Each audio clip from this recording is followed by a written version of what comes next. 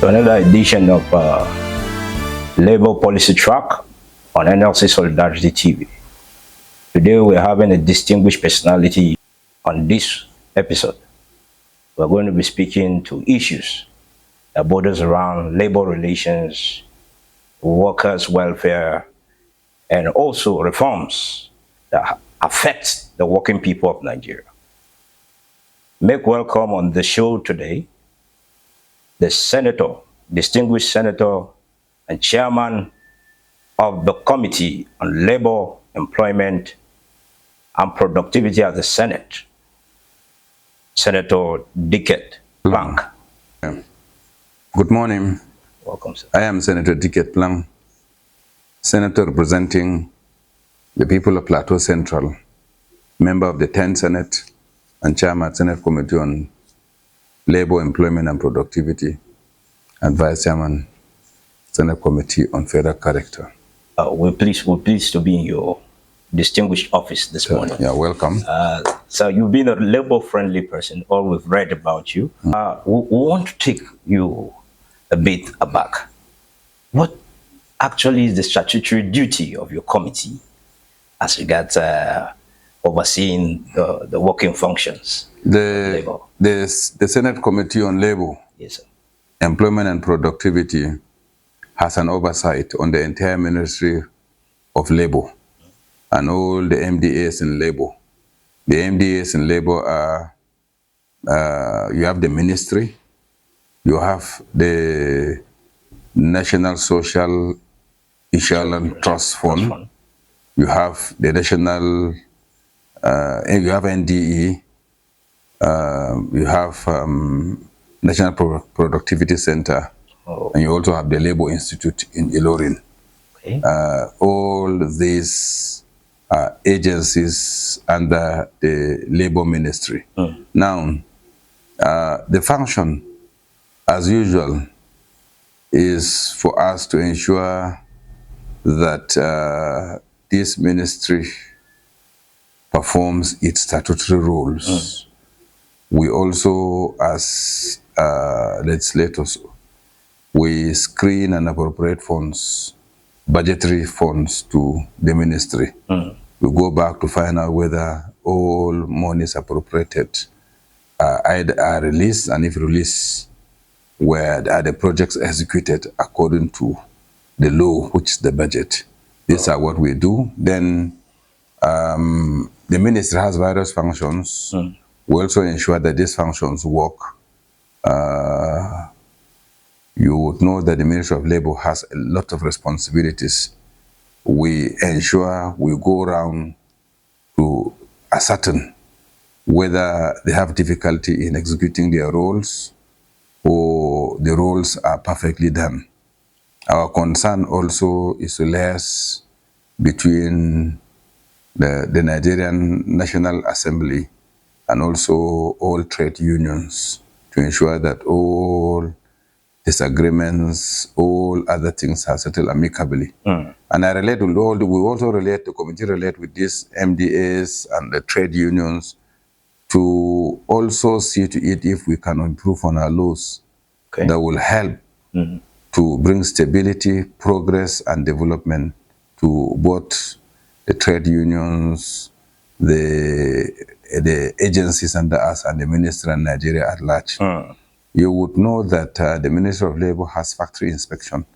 They have the responsibility of undergoing factory inspections to find out the safety that are in all factories, government and public and private industries. So we have a responsibility to be sure that industries are well set and that safety is guaranteed for the workers. We also listen to where exploitation of labor is done, or otherwise if workers are not very faithful to their places of work. We also ensure that that every private and public sector obeys to what the law says, particularly on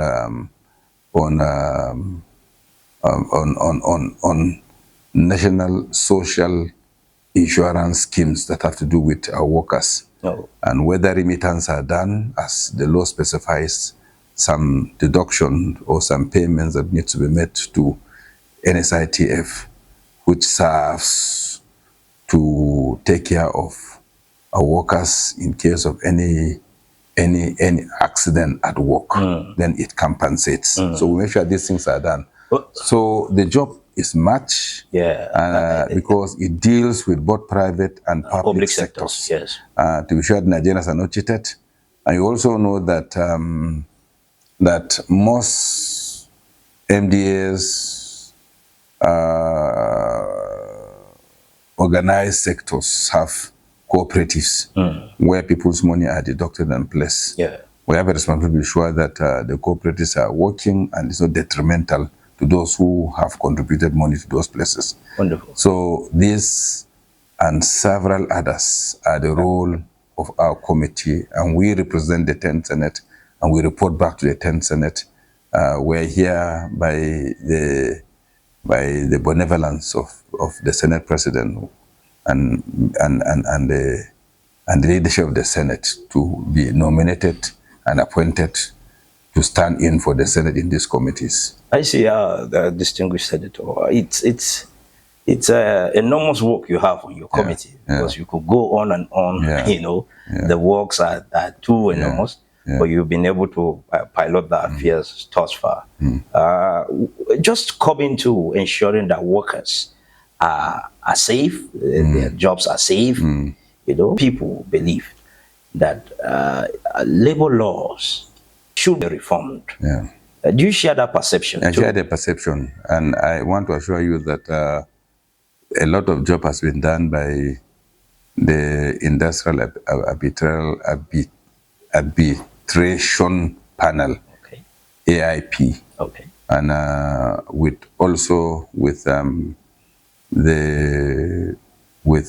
the cohesive relationship with International Labour Organization, so that we meet some national standards. Our laws are most of the laws are obsolete, and a lot of job has been done to ensure that we rejig our laws in such a way that it will meet the needs and demands of the Nigerian workers at the present dispensation, because you know time is dynamic, events are dynamic, and if we don't update ourselves, we may not encapsulate the entire desires and needs of the labor force. So I want to assure you that this is one of the fundamental job or burden days ahead, and I want to also tell you that necessary steps are on to ensure that our laws are reviewed. Wonderful, distinguished. Moving forward a bit, let's go to productivities of workers.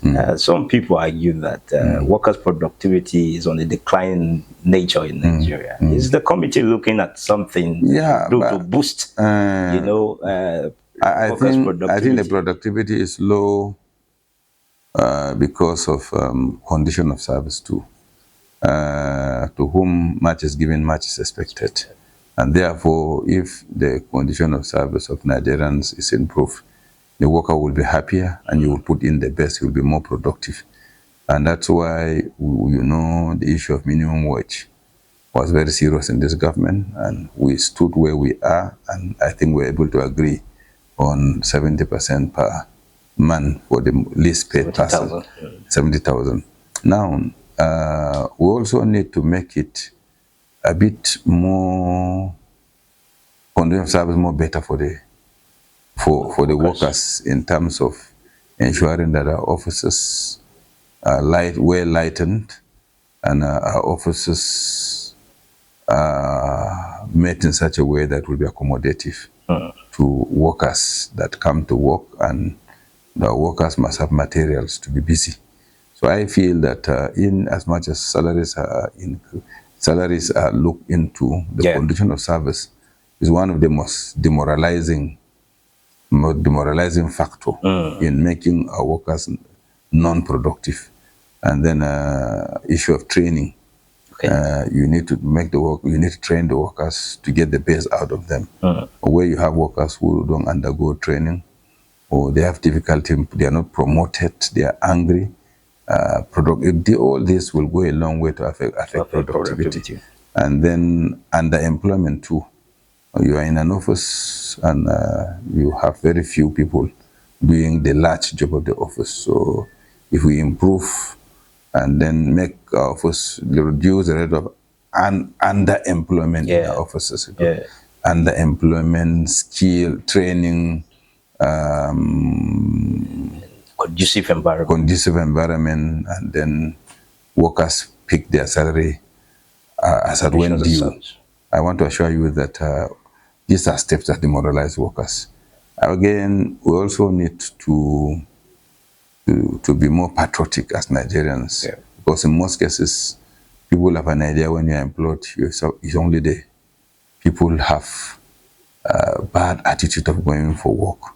I think that we need to change the thinking of Nigerians, and we need to discipline whoever does not take his job serious, because there are a lot of Nigerians unemployed and are looking for opportunities. But for those who have and are not serious with their jobs, I think they need to be shown the way out and allow people who are willing to work to come and work. When these things are done, discipline is brought in, I want to assure you that we'll have more productivity. Okay, Chair, you stated a lot of factors here that could lead to lack of productivity amongst workers. Is your committee looking strategically on initiating, a movement that could get these things to be implemented, or maybe have an ad hoc committee within your committee and organized labor to look at how to bring about revival in these issues you've stated? We have a joint committee meeting between we members of the House of Representatives Committee on Labor, and then NLC, and then the Ministry of Labor, and also with some of the agencies that has to do with our people. Our meeting on Monday is to reiterate and a wake-up call for us to make sure that our statutory roles, both ministries and agencies, are done in order to checkmate exploitation of labor by employers, and also to ensure the safety of our workers, both in private and private sector, and to find out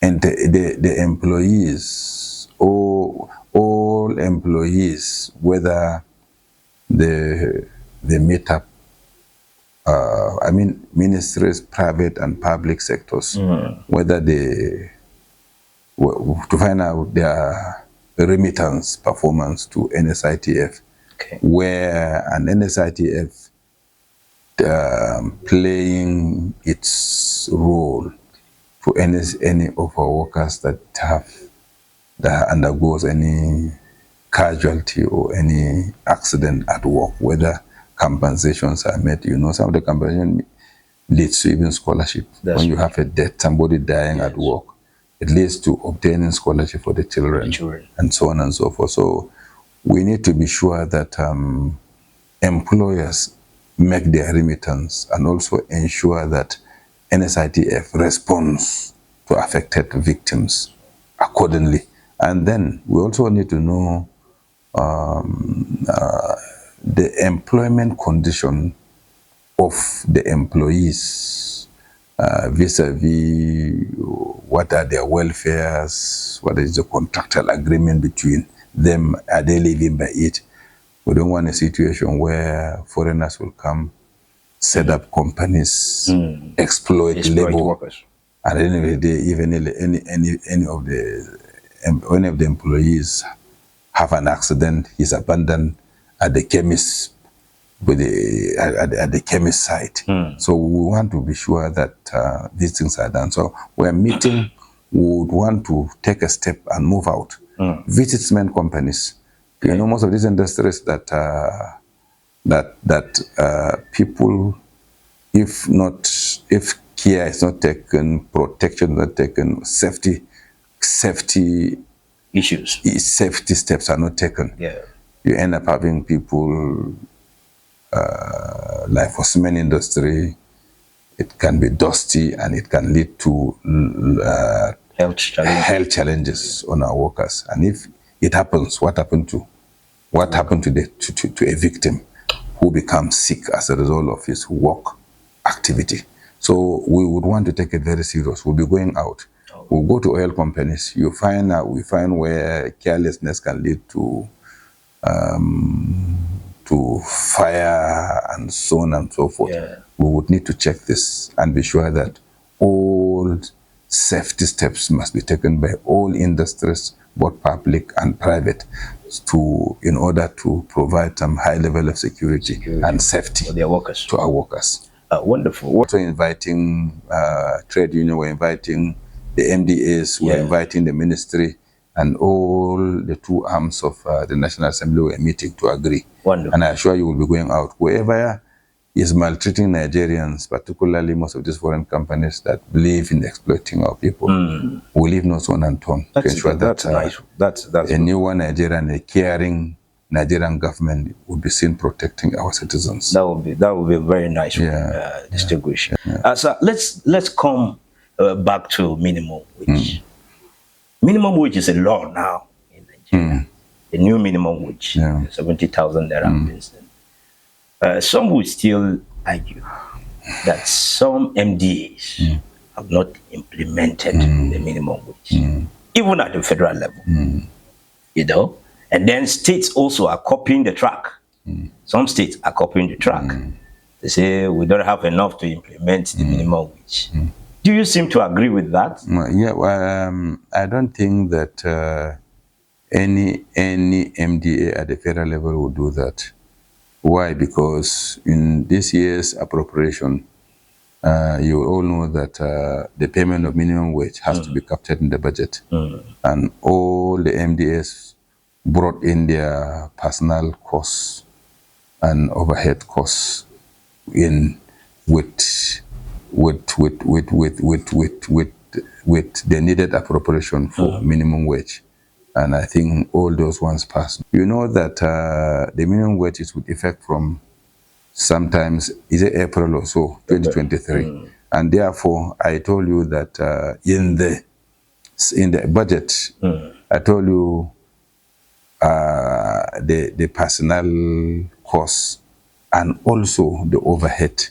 That's to mean that for those who were unable to begin this payment, they would have to capture the areas either in overhead or otherwise. So nobody would be able to pay you where appropriations were not met. And the minimum wage was within the midway of the 2023 budget, which means that you will never find it funds appropriated for it. But 2025 should be able to capture what it takes to meet the minimum wage, and from where did the minimum wage start? So I want to believe that for places probably that were unable to effect the payment of minimum wage as at when due, I am sure that they must have applied and they might have included them in the 2024 budget to enable them continue and pay back the backlog. Okay, because you know why the question keep arising concerning minimum wage.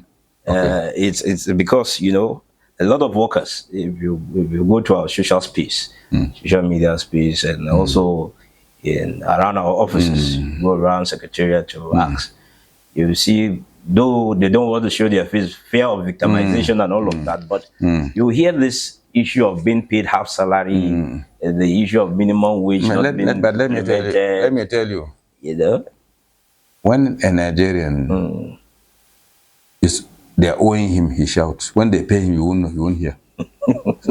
But when they have not paid him, you will hear. So for those who have gotten it, they will not talk to you.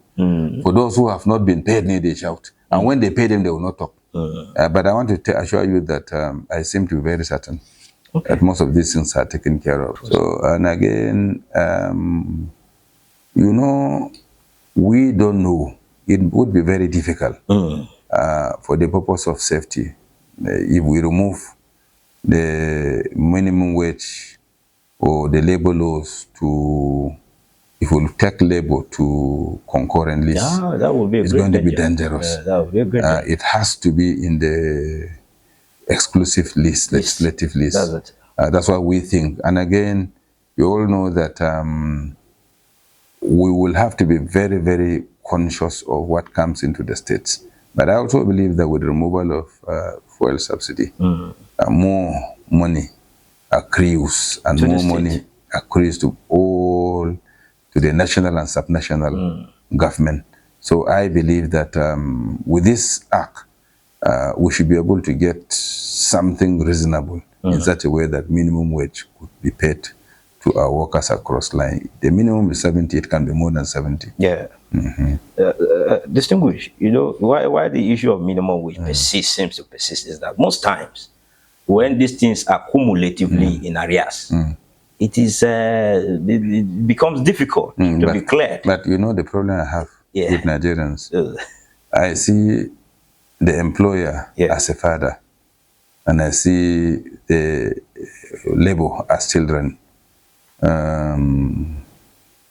If your father cannot give you breakfast with milk, and you know that's the strength of your father, you understand with your father. Let's pray that we can have a good beginning, and that government will be able to stand by it. Okay. I get what I'm trying to say. If you go out and find, if you go out to the unemployed sector and see the several youths graduating from universities, tertiary institutions with mustache, they are not married, they can't marry because they're not employed, they don't get a job. Sometimes I feel that we need to be appreciative at a certain level, and then pray and assist government to succeed. Distinguished, you know, if you bring that point, some labor leaders will argue. You say labor makes the most of sacrifice in everything you're stating, because But- labor creates wealth. Because if you make certain issues like this, that where workers should be appreciative, they will tell you that workers have been appreciative in their sacrifice, you know, to the nation as regards making wealth available for the nation. Workers too deserve a better life. I tell you, I told you that we need to be nationalistic and patriotic. Yeah. And I hope that Nigerians are working.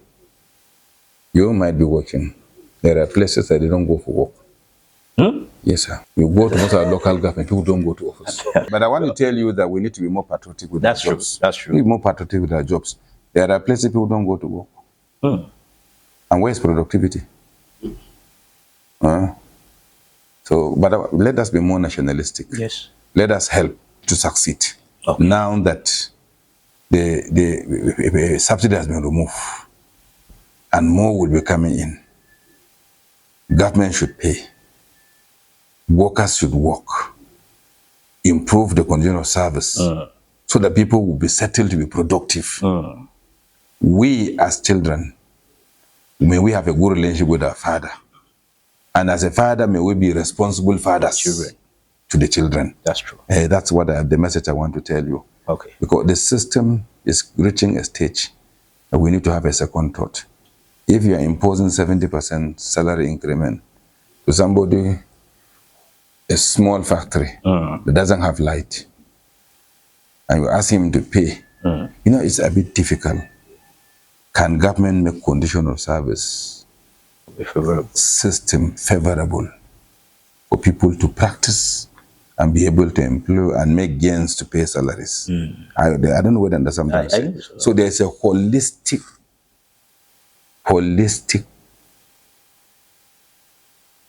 contribution that has to come from both the worker and the employer and government. We need to be concerned.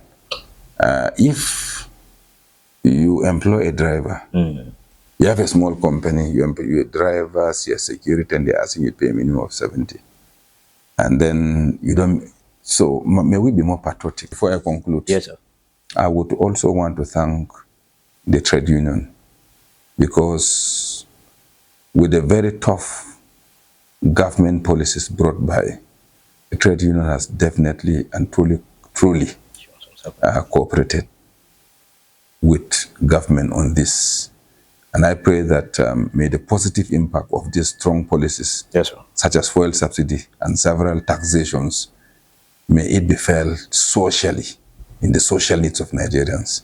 If this is done, all the sacrifices made, not just by the trade union, but Nigerian workers, not just Nigerian workers, because the impact of the government policies does not only touch workers, it touches every Nigeria. When you come to Nigeria unemployment rate, you've said it actually before, it's worrisome. You know, it's worrisome, as you stated that. The committee looking at any initiative that could... But I look at it.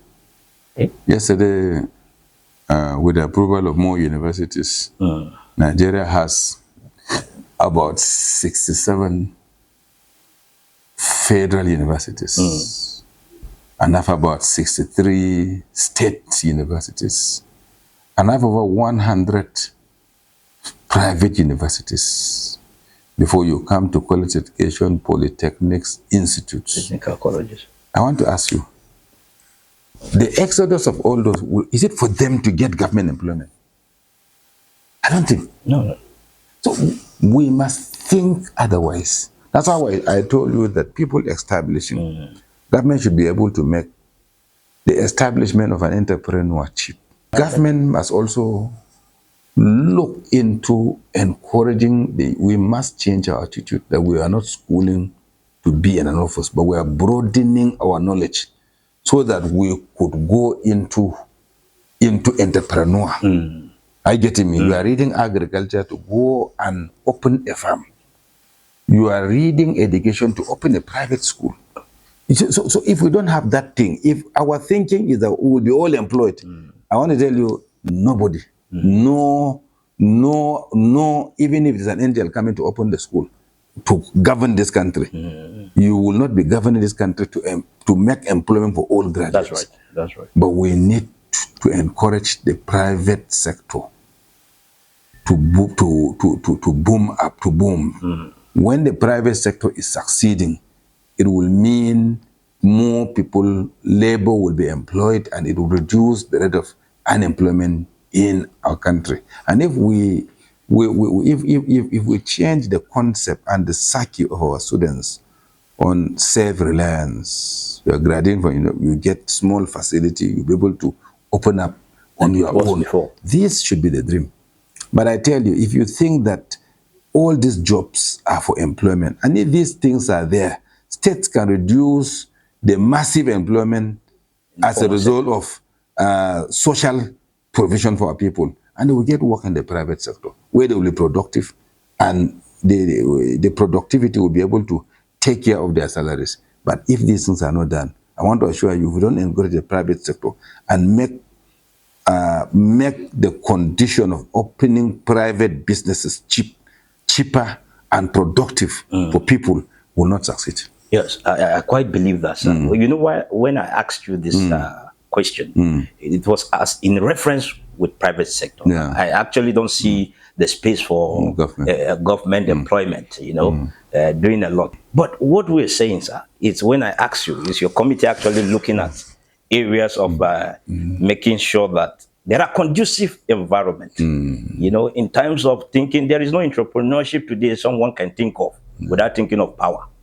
You know, thinking of conceptualizing an initiative that will help bring a conducive environment for private sector to thrive, thereby also engaging other people that have not engaging labor. In labor market yet. You are right. But I tell you, Nigeria is endowed. If you look at the amount of money thrown to agriculture, if you look at the amount of interest thrown on irrigation farming, we would have a situation where it will be farming year in, year out, dry season and wet rainy season. And if we utilize all the natural resources given to us, that water passes by, in a village you have a stream, don't allow the water to flow. You can trap this water and you produce vegetable. You can trap this water, corner it small, and you grow fish. You can trap this water and you will have fruits, plantations coming up. So if we don't maximize our land mass, maximize all the agricultural endowment that we have, and then open up, well, honestly, we will be cheating ourselves. We'll be sitting on gold mine. You go everywhere, there are minerals. And you have our boys talking in and putting their tie in walking around it in towns with hunger. Nigerians can have everything, and we would maximize our natural endowment, and we will all eat food. But government should encourage. Government should be a driver in that. Encourage people, give little facilities. But you know, one part. I was once upon a time state coordinator of NAPEP, Okay. National Poverty Eradication Program. Yes, sir. If most of our people, if you get any fund from government as loan to enable you to go into agriculture, they see it as political dividend. You collect that money and divert. You pick children and train them on barbing, and you give them starter equipment. The person is leaving, he sold them out. So our thinking and concepts are wrong. We must psychologically change our thinking. We must do that, even as a family, as an ethnic group, as a community, and even as a religious body. We must be seen preaching and talking about that. I assure you, I remember where we were giving fertilizer. People pick the fertilizer, sell it at a cheap price, and go their way. When we think it will help you to expand what you are initially doing, but we are not meeting it because of the psyche of our Nigerians. Our natural gifts are great. If we have a second thought, sit down and think well, Nigerians are surrounded by wealth. So I've taken one keyword that government must also pilot this lead by the way of creating the conducive environment. You've said it all. So just before we say final shots, we saw you at the negotiating team in Uyo during the negotiation of the minimum wage. We see that it's not all uhuru for negotiations of such kind. What will you suggest in the future to make negotiation as easy as it is, as it could be? Though the 70,000 naira has been actualized, but in coming years. But I think that we don't wait at the door until the periodic end of an expected increment is done. But I feel that in as much as it is given, conscientization should be done on, even in the next 10 years, what will it be like? I'm going to work on it. We don't allow the period to end before we begin to talk on the new minimum wage that is expected. But I just pray that may we provide a condition where there will be a lot of productivity, and that the private sector will be going out smiling that they are making it. When they are making it, and everybody is very productive in his office, when it comes to increment, we would all joyfully be seen trying to implement increment, because surplus is coming. Wonderful. But if we're not patriotic, we're not productive, we're not very, very compassionate to the employer, and we play our role in such a way that the employer has surplus or is seeing dividend of the high productivity for our workers, when you want to ask him for more, it will pain him to put more, because where will he be getting the money to add more? And I pray that with the new thinking, the new hope of this government, I think this government seems very generate. They seem generational in thinking. For most of the policies brought are for a better tomorrow.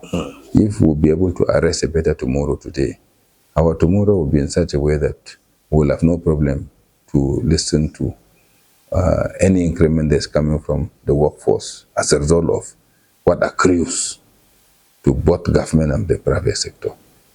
Oh, lovely, sir. Well, I would say, what would be your word of motivation, knowing that motivation is one catalyst to productivity, Nigerian workers on the final note. Nigeria is a great country. Nigeria is a country that all of us should have a space for. I encourage all Nigerians to, first of all, love this country and work for this country and be very nationalistic in whatever we do. We should be a brother's keeper. May love encapsulate us as a nation. When there is love, when there is inclusiveness in all that we do, I want to assure you that Nigerians are people that would easily understand with us. But when there's exclusion, there's marginalization, there's anger in the minds of Nigerians because they feel left out, I assure you, whatever you do to them, you can't get their cooperation. Nigeria is a great country, a blessed country, and equally blessed. May we reason together. Our new national anthem said, though tongue and tribe, and I will add religion, differs. In brotherhood we stand. May brotherhood brings us together. We that are here, I want to assure you that if it is well with the workers, it's well with us. If it's not well with them, it's not well with us. So may it be well with the workers, so they will be well with us. I wish us a blessed 2025, and I pray that God Almighty will bless this country and provide more for the country to take care of the citizens. Thank you. Thank you very much. Thank you very much. We've been with the Chairman Senate Committee on Labor, Employment and Productivity, distinguished Senator Diket Plang. It has been a wonderful section. We hope to bring him back on the show anytime, any day, as the distinguished pleases. Thank you very much. See you next time.